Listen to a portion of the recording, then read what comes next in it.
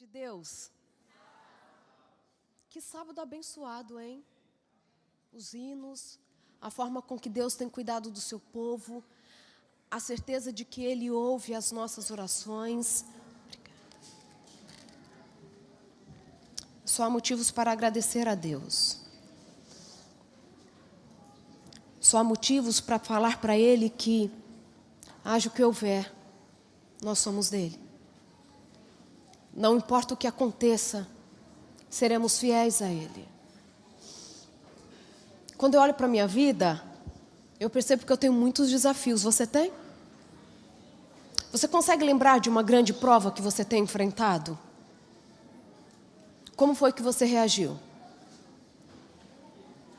Quando você pensa no dia mais triste da sua vida, qual foi seu comportamento?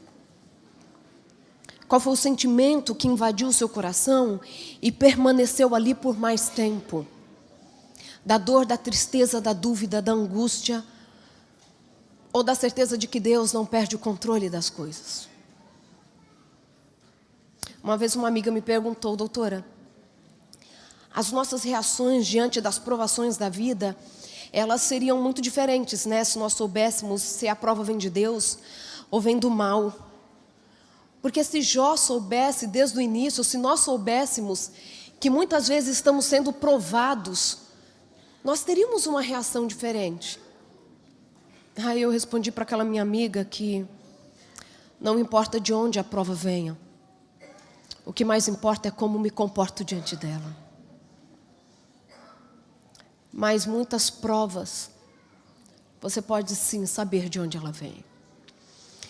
E por conta disso que eu lhe convido para abrir a sua Bíblia no capítulo 22 do livro de Gênesis. E vamos começar as nossas considerações nos primeiros versículos. Gênesis capítulo 22, a partir do versículo 1.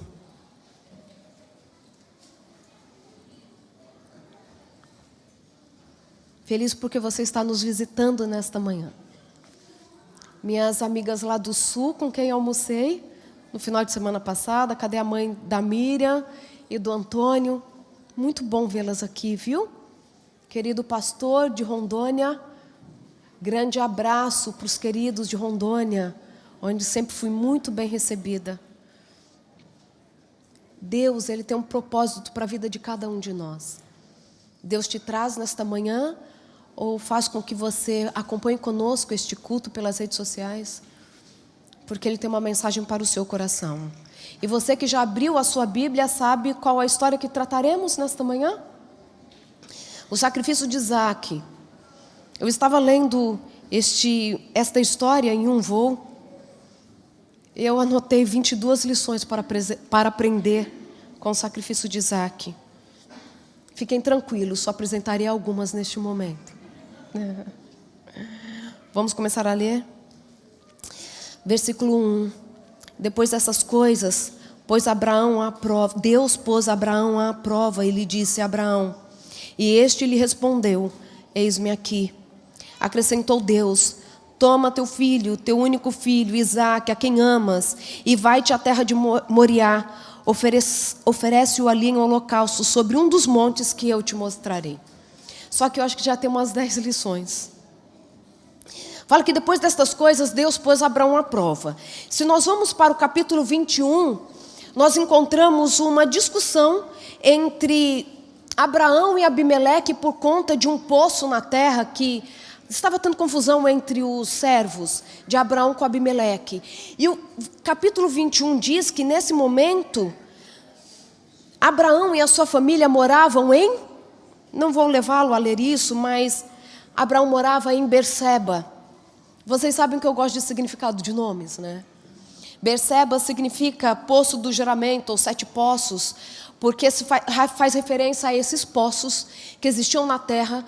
E neste acordo feito entre Abraão e Abimeleque, Abraão fica com o poço da intriga. Então era o poço do juramento. Se você for olhar no mapa e estudar um pouquinho a história sobre Berseba, Berseba é a maior cidade no deserto do Negueb, ao sul de Jerusalém. Você já sabe que a maior prova da vida de Abraão vai acontecer no maior deserto que existia naquele lugar. Deixa eu falar uma coisa. Todos nós estamos morando no deserto. O maior deserto não se chama Berseba, se chama planeta Terra. Nós todos estamos enfrentando aridez. Todos nós estamos enfrentando dificuldades. Às vezes lutando por água. Às vezes disputando poço. Tentando resolver intrigas. Tentando sobreviver. E é nesse lugar chamado Berseba ou Bersebá que Abraão vai ser posto à prova. É o mesmo lugar onde ele ganhou na disputa pelo poço. Aquele lugar recebe o nome de Berseba, que é o poço do juramento. E eu quero extrapolar na interpretação desse texto, dizendo que Abraão preferiu escolher o nome daquela cidade baseada na bênção do que na tristeza. De que nome você vai chamar o seu deserto? Eu gosto de dizer que só temos que temer o futuro, ao menos que esqueçamos o que Deus já fez por nós no passado. Do que você vai chamar as suas lutas? Quais as palavras que vão definir a sua vida? O que define a sua família? As dificuldades que vocês têm, as batalhas, ou os avanços, os progressos que vocês têm nos relacionamentos?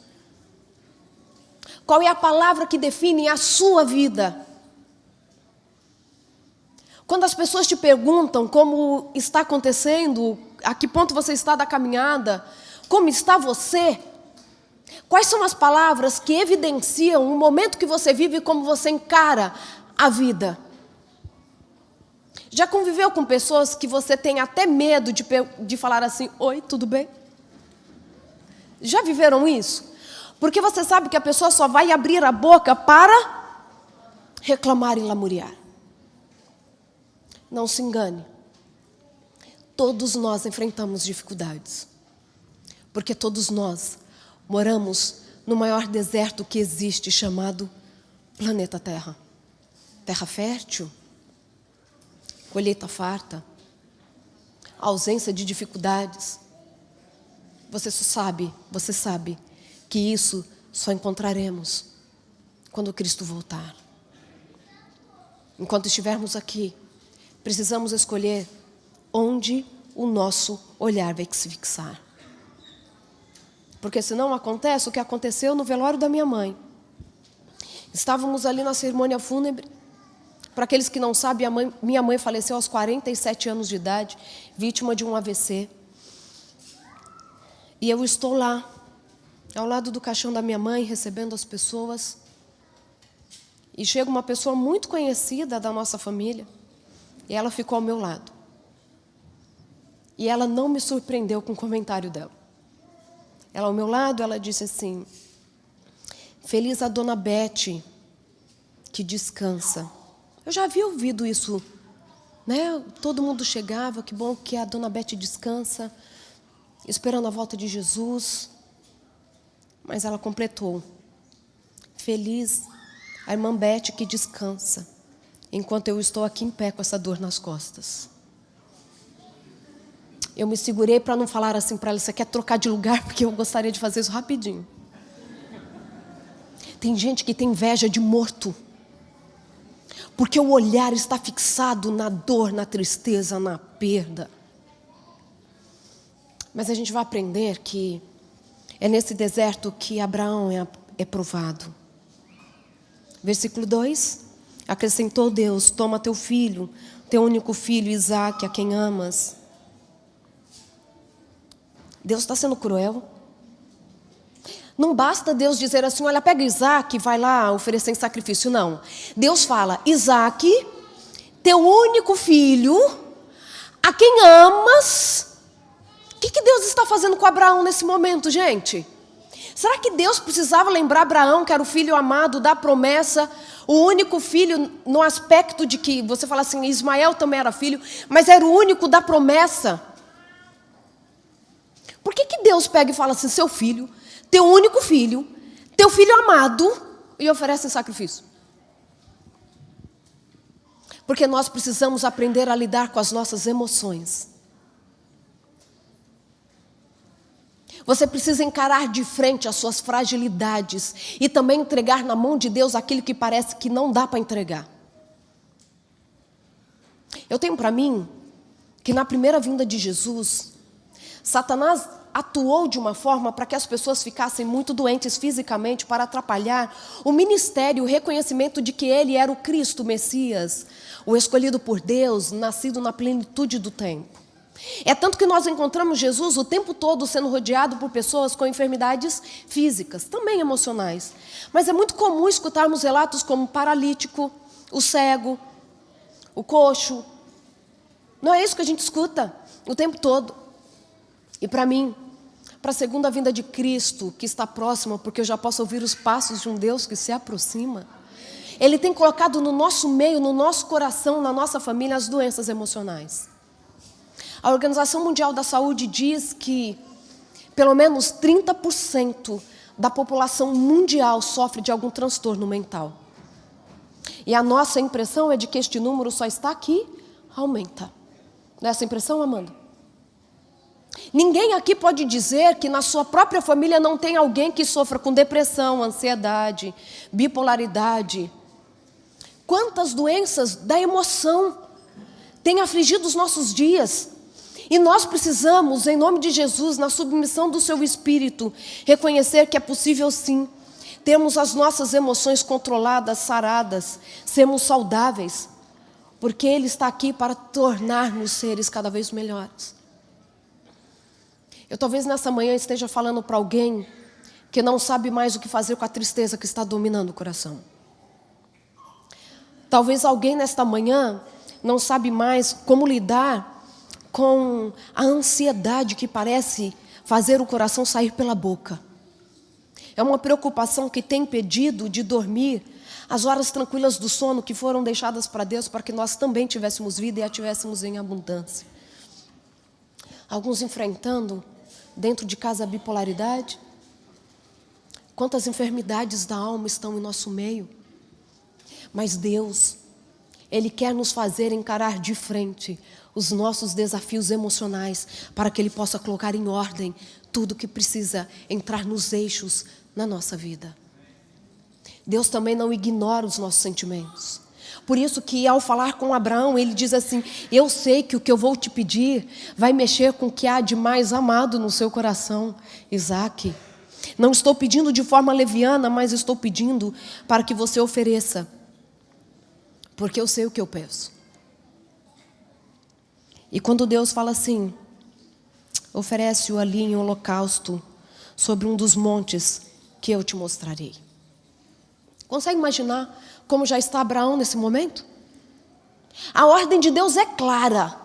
Você vai pegar o seu filho, o seu único filho, o seu filho amado, e vai oferecê-lo em sacrifício em Moriá, em um dos montes que te mostrarei.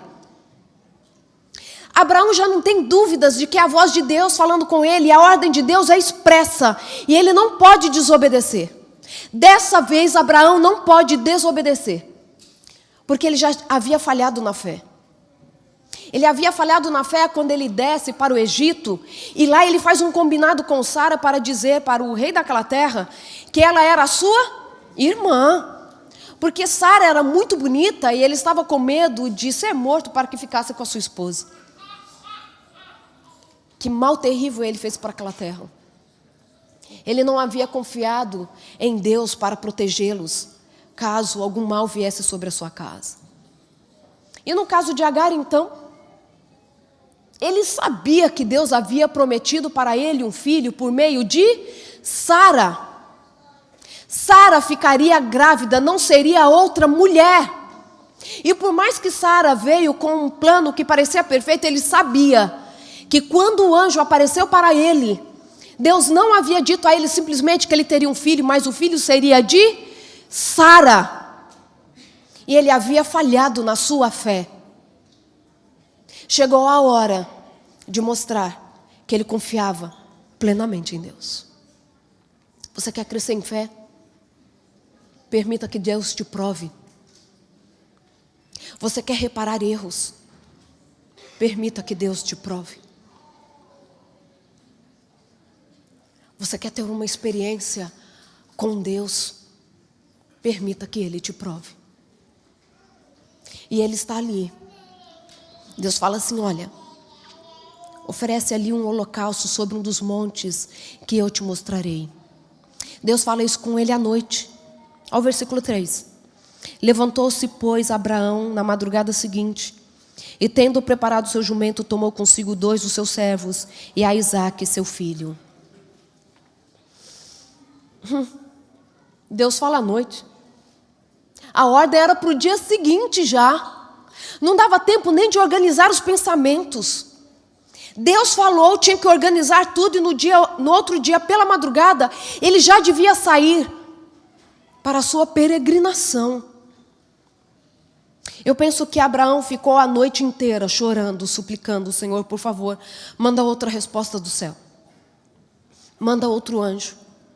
Manda alguém para falar para mim que eu não tenho que fazer isso. Mas a ordem era clara. E na madrugada seguinte, o plano precisa ser executado. Eu imagino que Abraão chorou aquela noite inteira. E sabe aquele choro que você vira assim para o lado, para que o outro não perceba? Abraão teve que chorar calado, porque ele não ia contar para Sara que ele ofereceria Isaque em sacrifício. E ele chora aquela noite inteira. Eu fico imaginando o Abraão no outro dia, quando começa a sua caminhada, que duraria 3 dias. Ele disfarçando as suas lágrimas. Olhando para o lado, esperando o momento que Isaque sentava para comer. Ficava ao longe, olhando para o seu filho. E pensando que talvez ele nunca mais teria o privilégio de estar ali com aquele menino. Aquela era a sua última caminhada para o sacrifício junto com seu filho amado. E eu não tenho dúvidas de que Abraão foi chorando. Chorando e enxugando as lágrimas. Porque o nosso choro não pode parar a caminhada. Não espere você estar bem para levantar-se e continuar caminhando. Não espere a dor passar para que você decida o que vai fazer com a sua fé. Continue caminhando. Mesmo que pareça que essa caminhada não tem fim, mesmo quando pareça que nada está no lugar, com sentimentos confusos, continue caminhando. E ele vai andando com seu filho. E lá na manhã seguinte, no versículo 3, levantou-se, pois, Abraão de madrugada, e tendo preparado tudo, preparou seu jumento, tomou consigo 2 dos seus servos e a Isaque, seu filho, rachou lenha para o holocausto e foi para o lugar que Deus lhe havia indicado. Ele ainda tem que rachar a lenha.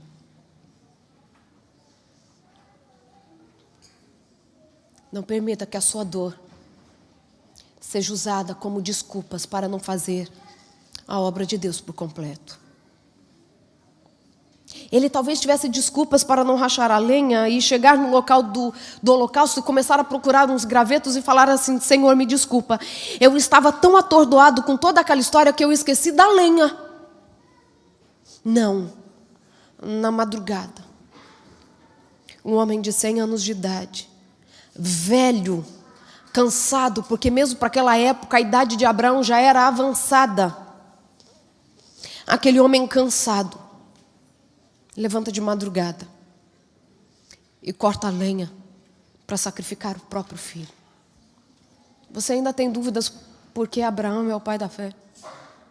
Sabe por quê, queridos? A fé não é algo que a gente fala assim, tenho fé, e parece que é um cenário pronto. Não, a fé, ela é construída de detalhes. Sabe, a fé não é só quando nós estamos aqui orando, acreditando que Deus vai restaurar um parente nosso de uma doença terminal. A fé é quando eu acredito que Ele pode cuidar também dos meus detalhes. A fé é aquela que faz com que eu entregue para Ele aquilo que pertence a Ele, mesmo com medo de na segunda-feira faltar para pagar a nossa energia. A fé é construída nos detalhes. Nos detalhes é que a gente prova o quanto nós acreditamos em Deus. Porque quando a gente não tem solução, porque quando parece que a única coisa que nos sobra é entregar para Ele, aí é fácil ter fé. Mas decidir fazer o que Ele nos pede, sem esquecer que nós temos que fazer tudo nos seus detalhes, vem dEle. Se não soubermos lidar com as nossas emoções, nós seremos vencidas por elas. Hoje nós somos capazes de encontrar muito perto de nós pessoas com grandes capacidades intelectuais e profissionais que estão aí desbaratinadas na vida, porque perderam alguém, porque não conseguem lidar com as suas demandas emocionais. E também não permita que as suas emoções apresentem para Deus racionais explicações. Senhor, eu não posso oferecer Isaac. Ele é o filho da promessa. Foi o Senhor mesmo que disse que Ele era aquele que viria para dar-me uma grande descendência como as estrelas dos céus. Foi o Senhor que me colocou diante das estrelas à noite, falando assim, olha para os céus e assim será a sua descendência. O Senhor falou que seria o filho de Isaac, que seria o filho de Sara. Isaac é o filho de Sara comigo, não tem como essa promessa ser cumprida em Ismael. Por que o Senhor está pedindo um sacrifício dele? Além de tudo, eu serei considerado um homicida. Porque é muito claro que não devemos matar. Você já começou a apresentar para Deus, em alguma circunstância da sua vida, racionais explicações para tentar contornar as suas demandas emocionais? Não, Senhor, eu não posso, eu não sou capaz, não é para mim, já sofri demais, já passou o meu tempo. Existem pessoas que fazem melhor do que eu. Existem pessoas mais ricas do que eu para ajudar o ACS. O que você tem feito com as suas demandas emocionais? Porque senão você pode ser vencida por elas. Quando Deus fala para ele, olha, vai até a terra de Moriá e ofereça o seu filho em um dos montes que eu te mostrarei. Abraão sai da sua casa naquela madrugada, não só para cumprir uma ordem que fora expressa, muito clara, mas também ele tem que ir o caminho inteiro, prestando atenção nos sinais de Deus.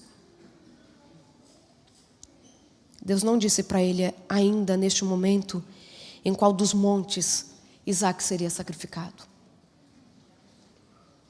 Não permita que as lágrimas ou o sofrimento o impeçam de ouvir a voz de Deus. Você lembra de Maria Madalena? Havia passado tanto tempo com Jesus. Jesus já havia explicado para ela que no terceiro dia deveria ressuscitar, porque fazia parte do plano da salvação. Mas Maria, ao apresentar-se no túmulo ao terceiro dia, e ao ver que Jesus ali não estava, começa a chorar. E diante destas lágrimas, Jesus aparece e ela confunde com o jardineiro. Aquele homem diz assim, mulher, por que choras? E ela diz assim, porque levaram o corpo do meu Senhor. Eu não sei onde o colocaram. E Jesus diz, Maria, e ela o reconhece. Não permita que as lágrimas te impeçam de reconhecer a Cristo. Não permita que a sua dor não lhe dê o discernimento de qual decisão você precisa tomar. Eu ainda te mostrarei qual o monte que você deve sacrificar o seu filho. Acredito que na primeira noite, Abraão colocou Isaac para dormir juntamente com os seus servos. e se distancia para ver se Deus desta vez vem, para dizer assim: filho, você já foi provado o suficiente. E agora então você pode voltar para casa com Isaac. E Deus não muda a ordem. Deus continua insistindo. Deus continua dizendo que o seu filho precisa ser sacrificado. O relato continua dizendo que, no versículo 4, ao terceiro dia, erguendo Abraão os olhos, viu o lugar de longe. No terceiro dia, Abraão ainda consegue erguer os olhos. Tem encontrado muitas pessoas cabisbaixas pela vida. Tem encontrado muitas pessoas que ainda não se recuperaram das suas dores. Sabe, não estou te julgando e nem colocando sobre a sua dor ainda mais peso, mas te convidando para erguer os olhos, porque Deus ainda tem muito para te revelar. Ele consegue erguer os olhos. E no momento que ele ergue os olhos, Deus mostra qual seria o monte que ele sacrificaria o seu filho. Ao olhar para aquele monte, Abraão começa a avistar o fim da sua relação com seu filho. Um dia eu vou falar só sobre a relação de Isaac com Abraão. Ele então, no versículo 5, disse a seus servos: esperai aqui com um jumento, eu e o rapaz iremos até lá, e havendo adorado, voltaremos para junto de vós. 3 dias haviam se passado. Você tem noção de como Abraão viveu esses 3 dias? Quero te dizer que nós devemos aprender a lidar com o tempo. Abraão esperara 25 anos desde a promessa para que Isaac nascesse. Ele teve que aprender a esperar. Teve que aprender a lidar com o tempo. Agora Deus fala numa noite que na madrugada seguinte ele tinha que matar o seu filho. Foram 25 anos esperando e em poucas horas ele devia mudar de ideia de novo e oferecer esse filho. Como assim 25 anos, agora uma madrugada? Como assim 25 anos e agora 3 dias para perder tudo? Aprenda a lidar com o tempo. Porque o tempo é uma coisa que o nosso cérebro inventa. Nós temos 2 formas do nosso cérebro lidar com o tempo. Uma delas, que envolve o núcleo supraquiasmático, é lá, a partir de lá, que nós começamos a ter noção, que o nosso organismo tem a noção das 24 horas. Que o nosso organismo tem o que ele produz durante as horas claras do dia e as horas escuras do dia. Por exemplo, a melatonina, ela é mais produzida durante as horas escuras do dia. Enquanto o cortisol é produzido principalmente, não produzido, mas os seus níveis mais elevados, durante as horas claras do dia. O nosso ciclo biológico, e ele é composto por diferentes ciclos. Nós temos a questão hormonal, que também segue uma questão de tempo. A gente sabe disso, né? Os hormônios secundários seguem uma cronologia. Mas existe uma outra forma que o nosso cérebro vê o tempo. E a isso nós chamamos de apreciação do tempo. E é na apreciação do tempo que Deus quer trabalhar em nós. Vou explicar para você rapidamente. Tudo que nós vivemos, tudo que vocês estão enxergando, a maior parte do tempo, por exemplo, agora estou falando com você, certo? O movimento do meu corpo, e eu quase não ando, né?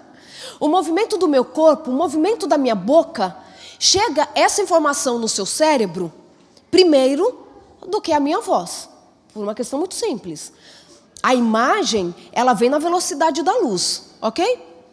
A audição tem que seguir a velocidade sonora. E a sonora é um pouquinho mais lenta, 1/10 de segundo mais lenta do que a visual.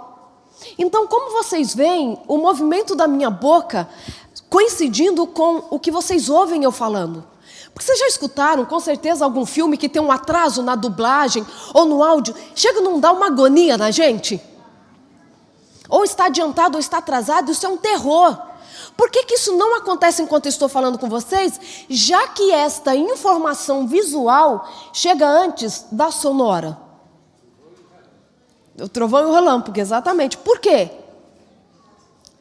Porque o nosso cérebro, ele faz com que essa imagem visual chegue no nosso cérebro e ela atrase um pouquinho para você ter a percepção dela para que coincida com a informação sonora. Não é interessante demais? É tanto que se você assistir um filme que o atraso entre a imagem e o som for de 1/10 de segundo apenas, você nem vai perceber que está atrasado, porque o cérebro consegue dar uma ajeitada nisso. Então, essa noção do tempo, o tempo está passando logo, rápido, o tempo está demorando, por que o final de semana não chega? Gente, vocês perceberam que na semana que vem a gente entra no último trimestre de 2019? Vocês têm essa noção? Porque parece que o tempo está passando tão rápido. E a gente sabe que o atraso, quanto às rotações, translações, ela é muito pequena. Nós levaríamos mais de 500.000 séculos para perceber essa diferença no tempo real. Não é o tempo real, é como o nosso cérebro interpreta o tempo. Vou te falar algumas coisas que podem fazer com que a percepção, a apreciação do tempo seja diferente. Você sabia que, por exemplo, um paciente com Parkinson, ele tem uma alteração numa região do cérebro que se chama estriado, e o que tem ali de produção de dopamina, de tudo, por estar diminuída por conta dessa doença neurodegenerativa, faz com que um paciente de Parkinson tenha a percepção dilatada do tempo. Por exemplo, uma frase que dura talvez 10 segundos, se você perguntar para ele quanto tempo durou para eu falar a frase inteira, talvez ele fale que durou 30 segundos em vez de 10 segundos. Por conta dessa alteração em estriado. A percepção do tempo é algo que envolve muitas estruturas do nosso cérebro, gânglios da base, o núcleo supraquiasmático, diferentes regiões corticais, para que tudo isso que nós recebemos de informação entre numa coerência e nós possamos ter a percepção do tempo.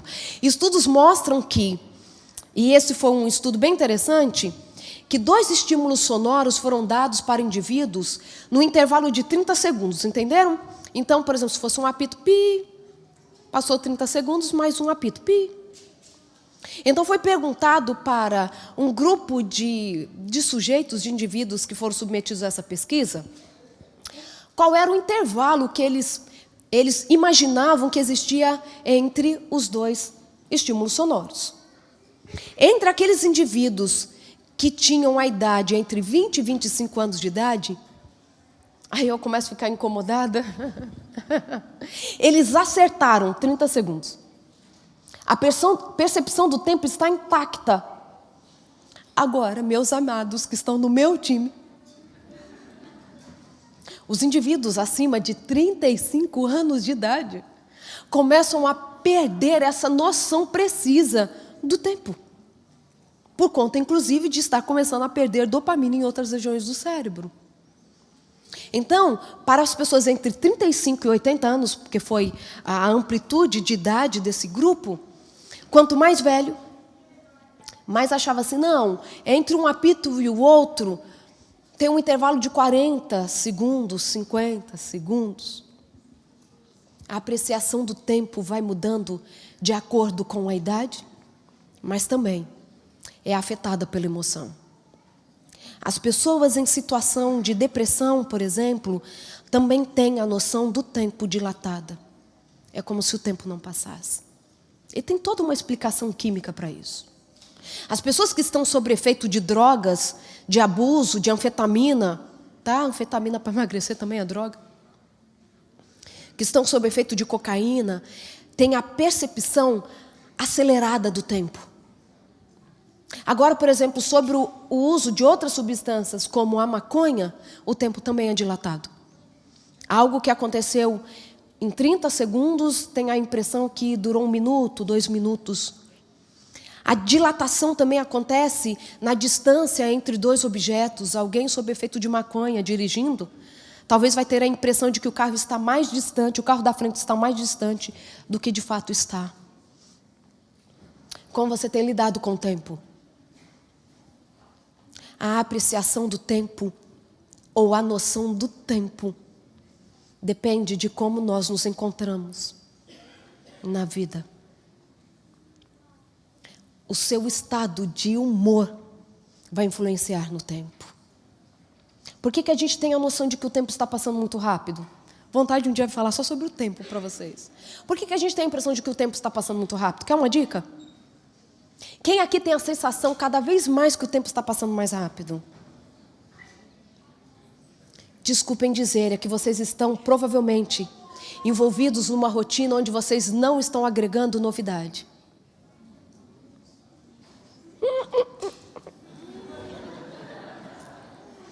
Vidinha sem novidade.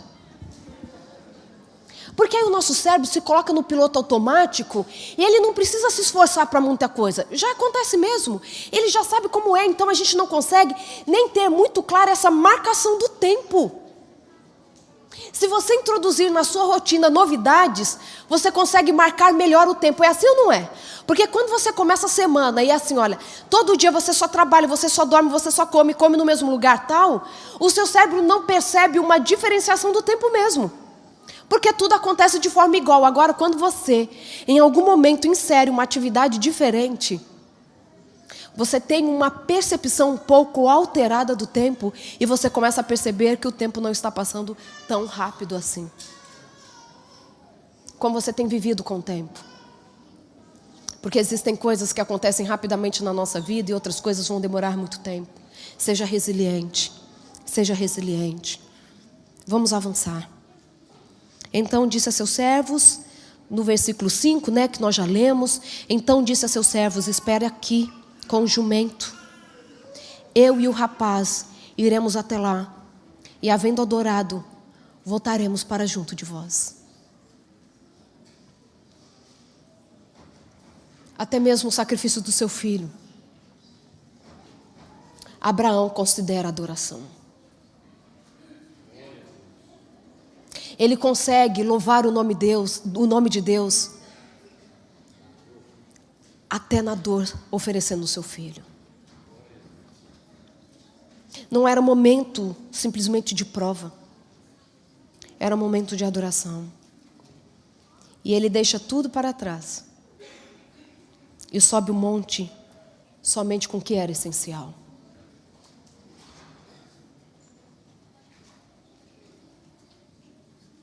No momento da prova, esteja cercado somente com o que é essencial. No momento da prova, esteja revestido somente daquilo que possa te fazer suportar a prova. Abraão ainda não sabia o que ele faria ao voltar para casa sem Isaque. Ele não havia contado para Sara que ele estava indo oferecer o único filho deles. E as pessoas falam assim, por que não? Porque Sara não sabia. E eu tenho sugestões. As mulheres querem ouvir? Ou eu deixo para o próximo capítulo do sermão? Vocês querem ouvir, obrigada. Abraão tinha certeza que Sara atrapalharia o plano.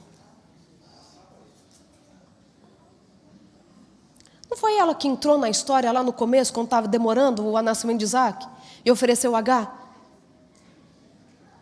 Gente, eu estou falando de Sara, mas também muitas vezes quem atrapalha é o homem. Equilibrei, meninas? A Miriam ainda me convida de novo para almoçar em casa depois dessa, Assim, equilibrei. Eu sempre vou insistir em dizer isso.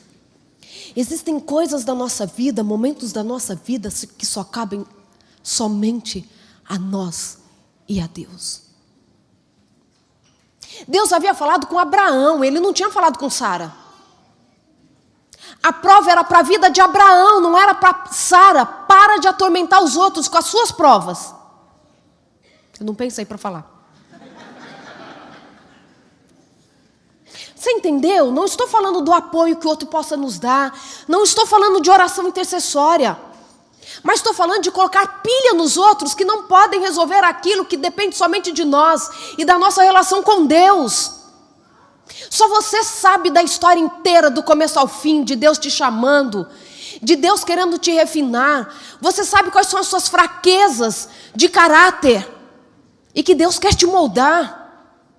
Existem alguns assuntos na nossa vida que só cabem a nós e a Deus. Não cabem nem ao nosso esposo e nem à nossa esposa. Ele não queria trazer para o coração de Sara uma aflição, se Deus não havia dito com ela o suficiente para atrapalhar. Por mais que talvez lá no fundo o que mais Abraão quisesse era ser atrapalhado por Sara. Mas ele se manteve firme para fazer aquilo que Deus havia pedido para ele. Trave as suas batalhas com Deus e muitas delas serão na solidão. Esteja preparado para ser o único a escutar a voz de Deus e não confundi-la com outras vozes.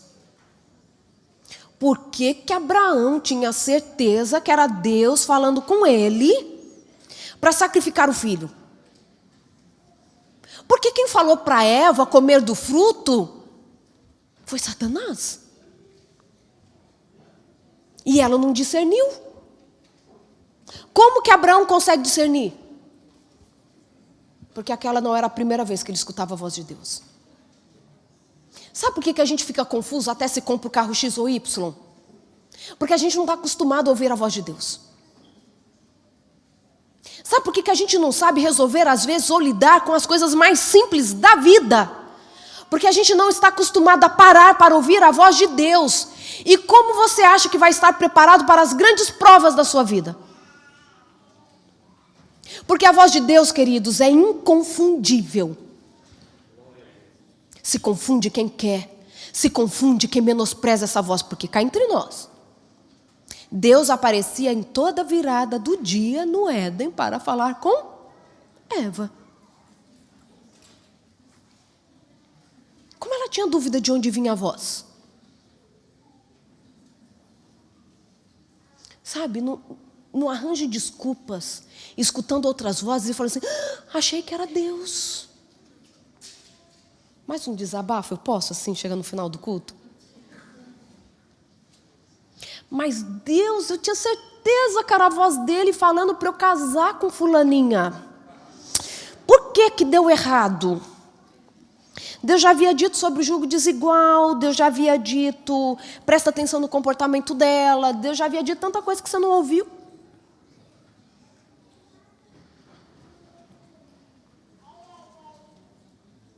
A gente está falando demais e escutando pouco.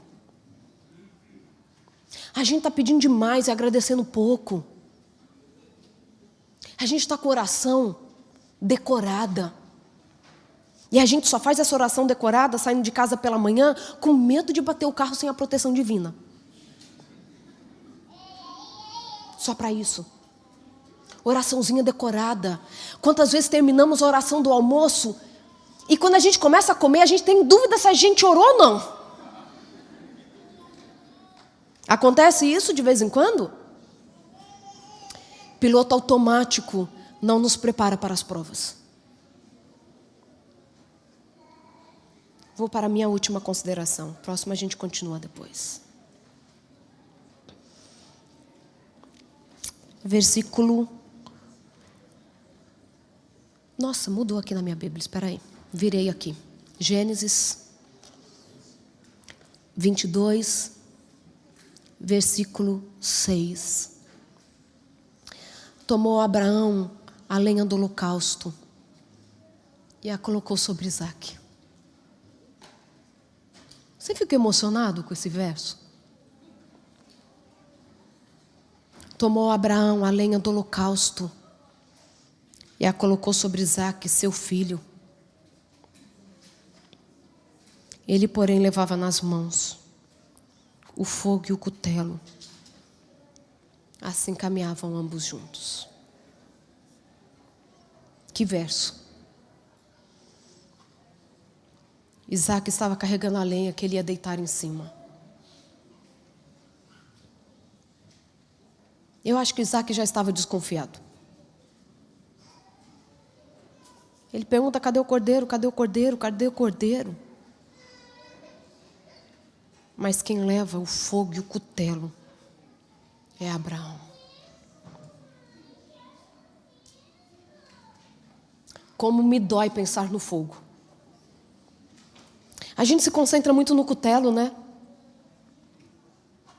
Ele ia ter que levantar o cutelo e imolar o seu filho. Mas como se não bastasse, ele ia atear fogo no filho. Era oferta completamente queimada. Abraão ia ter que continuar naquele morro até ver o seu filho ser inteiramente consumido.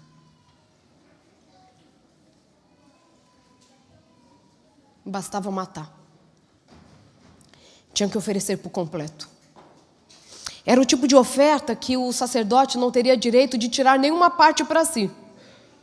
A oferta inteiramente queimada era isso. O ofertante oferecia tudo. Não ficava com nada da oferta.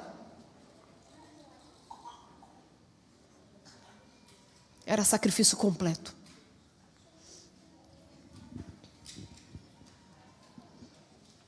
Estamos dispostos a sacrifícios completos? Estamos dispostos a continuar mesmo diante da prova, dizendo assim: eis-me aqui, Senhor? Como foi a resposta de Abraão assim que Deus o abordara? Lá no versículo 1. Deus o chama e ele diz: eis-me aqui, Senhor. E agora? Ele continua dizendo: eis-me aqui, Senhor, quando ele mantém aquele fogo aceso em uma mão e na outra mão o cutelo. Sabe? Precisamos da fé de Abraão hoje no nosso meio. Uma fé que não traga desculpas baseadas na idade, na fragilidade, na debilidade. O mundo está precisando de pessoas que estejam a fim de iluminar este mundo em trevas, impedindo que o atrofiamento espiritual continue sendo uma gangrena no nosso meio. Queridos, eu acho tão interessante quando a gente vai para o versículo 7. Acha o seu versículo 7 aí? Olha que interessante. Quando Isaac disse a Abraão, seu pai, meu pai. Pensa essas palavras para o coração de Abraão. Respondeu Abraão: eis-me aqui, meu filho. Perguntou-lhe Isaac: eis o fogo, a lenha, mas onde está o cordeiro para o holocausto? Eu aprendi com o pastor Ayrton Keller. Um dia eu escutei falar sobre isso. Que talvez a pedra represente os nossos bens materiais. O altar estava pronto.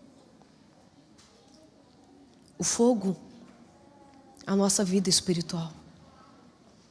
E a lenha, talvez os prazeres desta vida.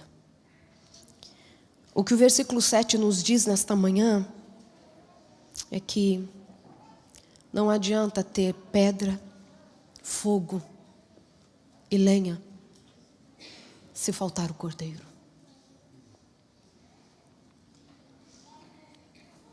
Pode parecer que tudo está no lugar. Pode ser que o seu green card tenha saído.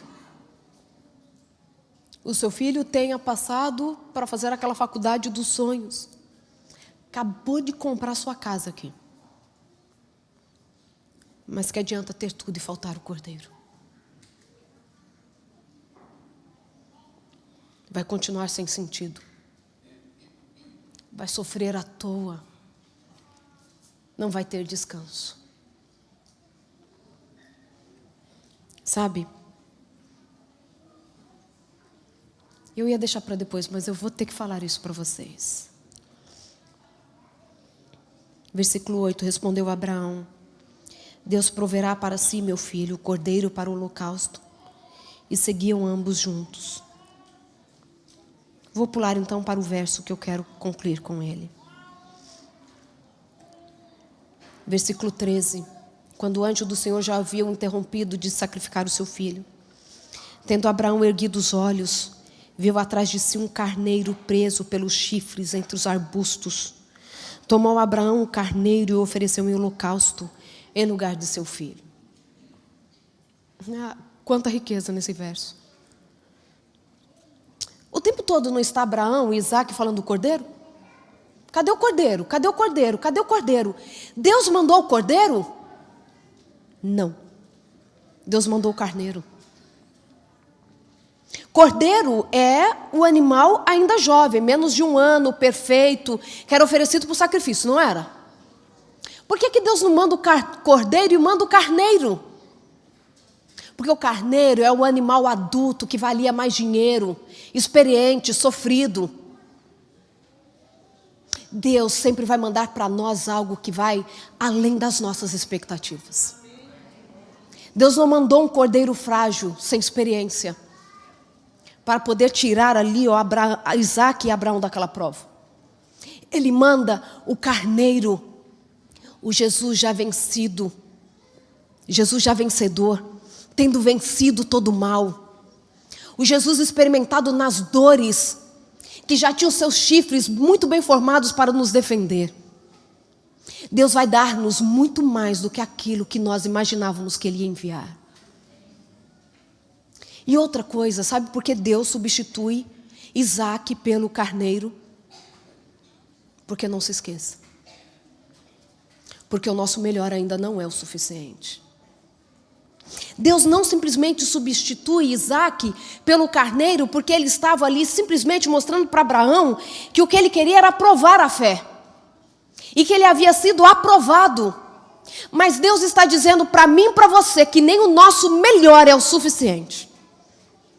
Isaac era o melhor que ele poderia oferecer para Deus, mas não é o suficiente.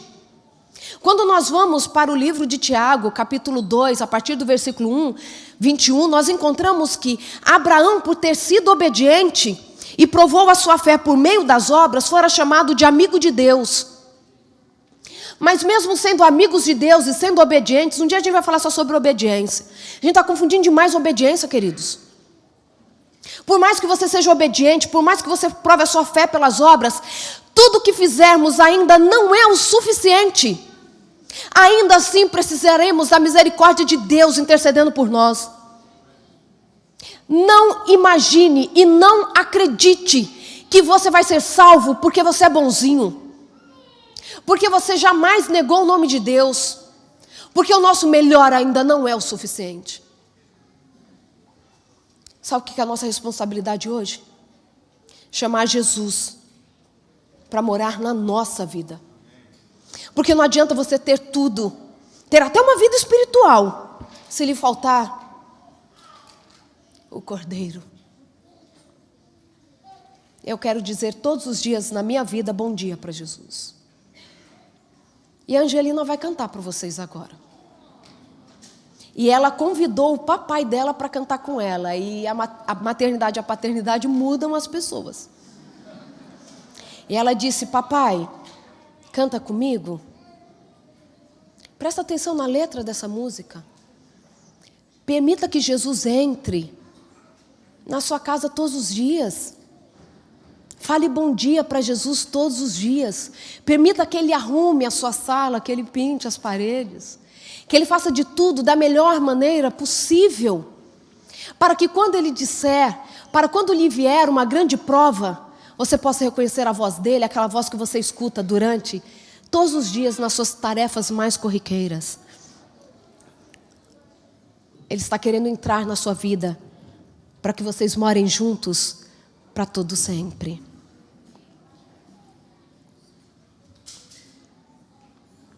A Angelina decorou.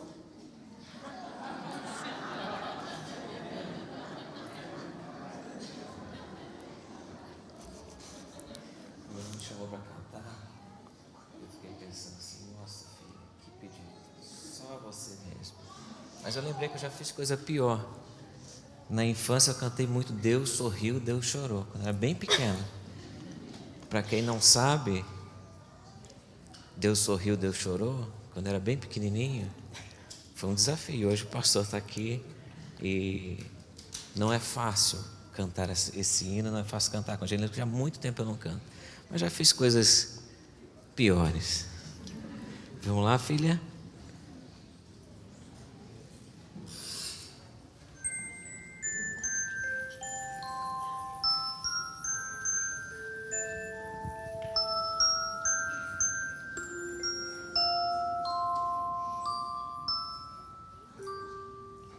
Eu posso ter tudo, posso ter o mundo, mas sem você serei sempre só. Posso ter amigos, meu lindo renascer, mas nada que eu passo de culpa teu lugar. Jesus, eu preciso da tua companhia. A casa perde a graça sem a tua alegria. Seja bem-vindo, Jesus. Bom dia. Pintas pode escolher qual cor preferir. Troca a mobília, faz o teu jeito e o que não te agrada pode substituir.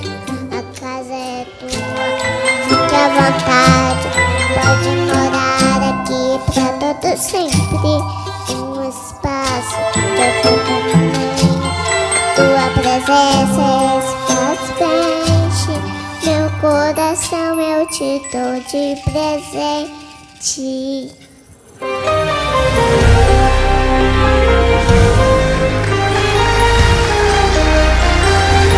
Só você não sabia que eu já queria conviver com você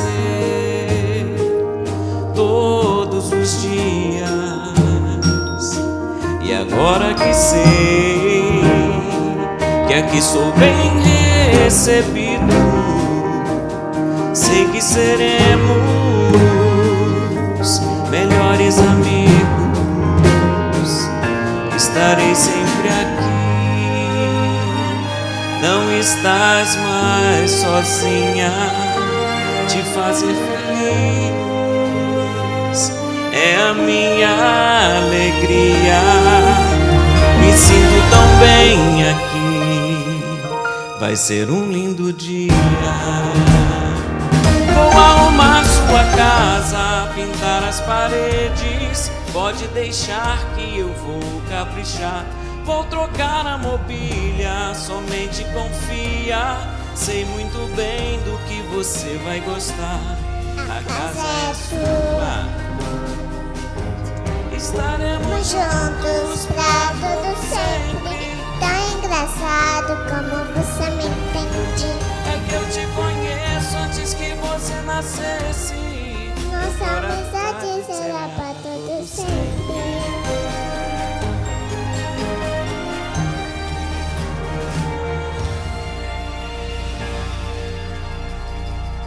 Bom dia. Amém.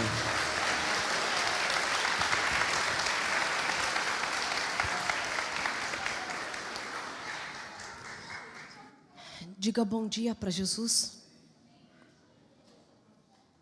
Fala para ele entrar, trocar a mobília,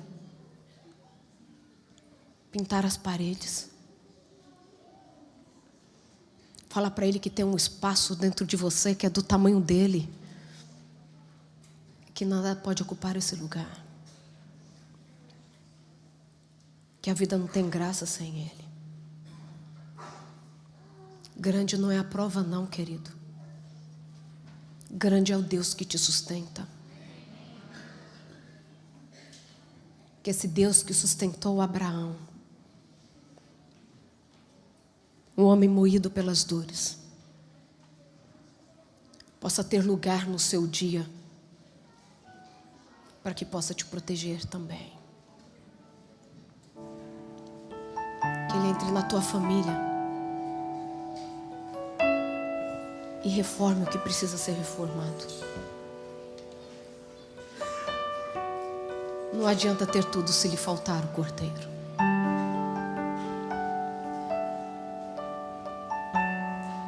Eu quero que Jesus more na minha casa. Eu quero chamar minha família para a gente falar para Deus morar na nossa casa. Fica juntinho da sua família. Aqueles que estão com alguma dificuldade, seja em confiar nele, seja em resgatar família, seja em abrir mão do orgulho para um bem maior. Se você quiser nesse momento, pode vir até aqui à frente para nós orarmos. Estamos no Monte Moriá. Não é só o monte do sacrifício, é principalmente o monte da provisão. Você quer vir orar conosco? Você quer entregar sua casa para Cristo?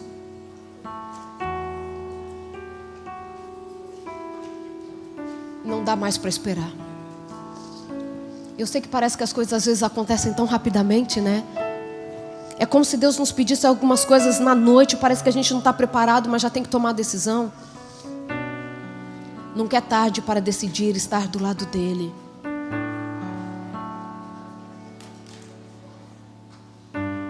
Mas também não temos tempo suficiente para deixarmos para depois aquilo que precisamos fazer hoje. Vovó, sobe aqui comigo. Vem representar todas as vovós que ainda precisam continuar lutando. A gente não é tão jovem e nem tão velho para não ouvir a voz de Deus e para não obedecer. Você não é tão jovem que não possa obedecer a Deus. Não acho que você tem tempo demais para ficar esperando. E também o tempo não passou tanto assim para você, e que talvez você já esteja numa idade da vida que você fala assim: já fiz tanta coisa, já deixei tanto de ouvir a voz de Deus, ainda dá tempo para mim? Dá. Porque quando necessário, Deus dilata o tempo. Ele para o sol, Ele dá forças para braços cansados. Os jovens se cansam, também se fadigam. Os velhos se cansam e também se fadigam. E os jovens, de exaustos, quase caem. Mas os que esperam no Senhor renovam as suas forças como das águias. E ainda voam muito alto. Vamos orar todos juntos. Talvez na sua vida você esteja no momento de tanta aflição, como se estivesse com o cutelo já erguido. Os sonhos acabando. Parece que Deus não vem para o seu socorro.